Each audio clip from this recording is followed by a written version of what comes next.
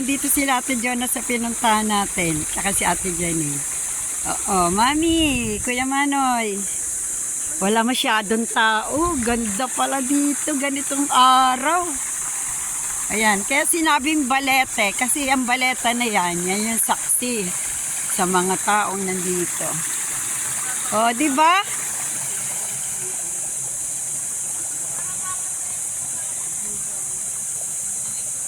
Ayan o, malinis na siya, Tebe. Dati maraming basura dyan eh. At least nilinisan na.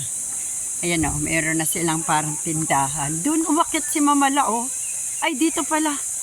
Yun o, grabe na kaya ni Mala yun. Hindi, ayan ba yun? Diyan? O, ayan o.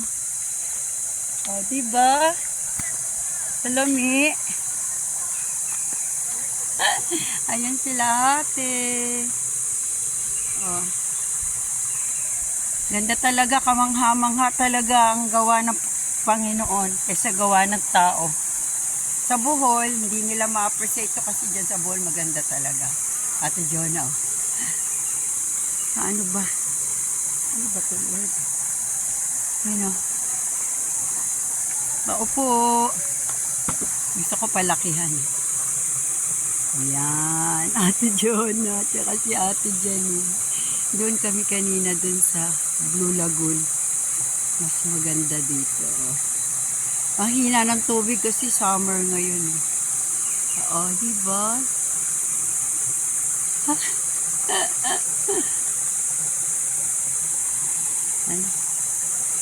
Thank you, Lord. Sana pumunta dito si Ate Wendy. Saka si Ate Mas. Oh, ang ganda. Ito yung natural talaga.